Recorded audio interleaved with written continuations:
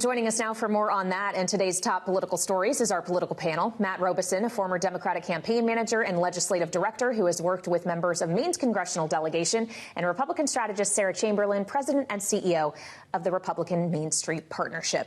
Welcome to you both. Just quickly, Sarah, I'd like to ask you about the prospects you feel Clarity realistically has on the Hill, because obviously Robin Hood, the CFTC, the president, everybody's pushing for this to happen. Are the votes there in the Senate right now? I think it's very close. Obviously, it's passed the House. The Republicans want to get this to the Senate. They feel they have to. So we'll see. I know Thune, I think, will end up getting the votes in the end. So I think it will pass in September. Well, of course, as we consider the effort to shepherd that across the finish line, or any of the other efforts, Save America Act, reconciliation, the White House is going to need someone else leading up that effort on Capitol Hill now, Matt, because they announced today that James Braid, the director of legislative affairs, is leaving in September for the private sector. You've worked in leg affairs. How important is that role, especially, frankly, in a White House in which the president isn't afraid to pick up the phone and call members directly and twist arms?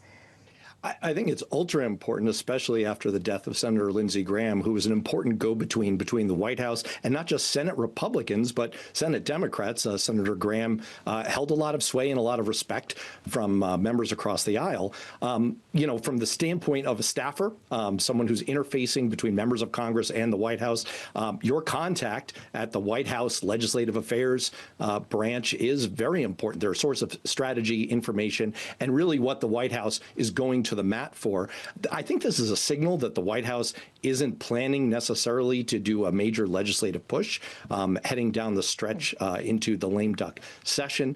They've already signaled that they thought that the one big beautiful bill was their really major signature piece of legislation. And I would expect that this just doubles down. They're not expecting to really make a further push here. And I would just wonder a little bit about whether this increases shutdown risk if they lose that kind of critical interface with key members, especially on the Republican side, who they're going to need for stopgap funding.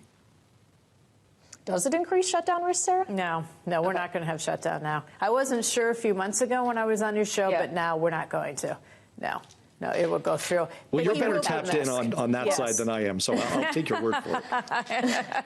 Well, and Sarah, on James Braid, I'm sure you had to interface with him, and your members did as well. How hard is it going to be to replace him? Or to Matt's point, have most of the major legislative accomplishments been achieved by this administration already, and there's not that much more they need in the legislature? No, there's going to be a lot more they're going to need in the next 2 years. But, you know, he's tired. It's a hard job. He spends a lot of time, a lot of hours, and he wants to go home and spend some time with his family and go in the private sector and have a real life. But he's done a great job. A lot of the legislation would not have passed without him. Is there anyone you'd eye to replace him? Not yet. I don't know yet. We'll have to see kind of what the talk is amongst the members and who they like. He's got a couple men that are very good underneath him. So we'll see who gets the job. Well, someone needs that job. They also need to fill the job of the press secretary, Matt. Obviously, it's not that unusual to see change-ups in the White House around the midterms, but are these two departures a telling pattern in your mind? It's not that unusual, as you said, to, you know, and as Sarah said, people get tired. It's an exhausting job. This has been an exhausting couple of years. The media environment has become more challenging. So, no, I don't think that it's particularly unusual. A lot of the action is now shifting over to the campaign side. It's, if anything, a little bit quieter inside the halls of Congress. A lot of the action should be happening outside of those chambers. So I don't think there's a particular signal on that. Well, let's talk about maybe another signal, which is the trajectory of the way in which the balance of power could change in November. I wonder what both of you make about the ratings changes at the Cook Political Report today. Jessica Taylor over there, who's their Senate and governor's editor, making changes in both the Senate and gubernatorial races in Iowa and Texas. In Texas, the Senate race goes from lean R to toss-up between Ken Paxton and James Talarico. The governor's race goes from solid R to likely R. In Iowa, also now a toss-up race in the Senate from lean R, and the governor's race goes from toss-up to lean Democrat. Sarah, what do you make of these changes? Do you think that they might be right about this? They might be. Candidates matter. And we knew Paxton was going to have a tough road. And I think he's bringing down Abbott at this point. And, we always talk about, well, Texas, do we really lose Texas? We may this time. Iowa, Randy Feenstra, who's, for all full disclosure, is a member of Main Street. When he didn't win the governor's primary, again, primaries matter. People have to vote in primaries. I think that really affected the top of the ticket, which is also bringing down the Senate race. And the Democrats have two very good candidates in those seats. So, yeah, I think absolutely they're in play. Well, so, Matt, how are you interpreting this as a Democrat? Is it time to throw even more money at Iowa and Texas? Yes, sure. And I mean, I think the way Democrats are thinking about this is kind of the way Sarah put it on the show, speaking of the Maine race and Susan Collins about a month ago. There's a real Lucy in the football feeling, especially when it comes to Texas, where we've gone through this before. We haven't won a statewide race there since 1994.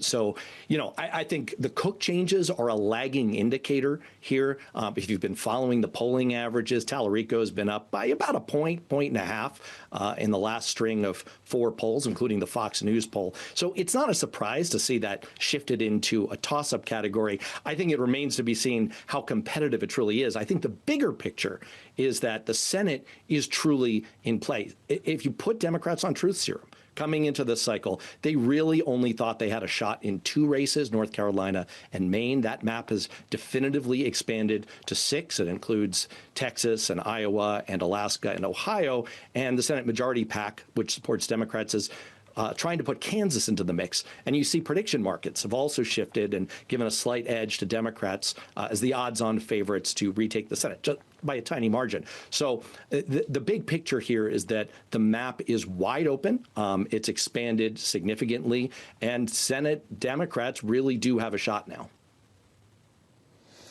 Well, according to call sheet prediction market betting right now, 54% odds that Republicans keep the Senate, Dem odds just 46% to win. But as we're just talking about, Iowa and Texas being a setup, or what we actually discussing, or toss-up rather, is a toss-up. Could we end up in the scenario where we have a 50-50 Senate? We could. I think Florida comes off the table after what happened this week. I don't see the Democrat having a chance down there. So the Democrats pull their money, and I'd put it in Ohio, Texas, or Iowa. We could have a 50-50, which then of course does still break Republicans with J.D. Vance going in and being the deciding vote. It's going to be tough. It's going to be an interesting fall. Yeah. Well, of course, because Alaska is in consideration as well after their primary earlier this week, where Mary Peltola performed pretty well.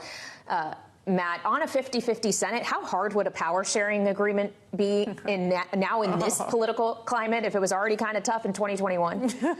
I'd like to second Sarah's laugh on that. I think it would be extraordinarily tough. I think there would not really be one. I mean, certainly there are examples at the state level of power-sharing agreements that have functioned very well. You mentioned my Maine experience. I mean, we've seen that in Maine, where there was a 50-50 state Senate, and they had a wonderfully effective power-sharing agreement. I haven't seen such a thing at the federal level. So I would say that that's a long shot.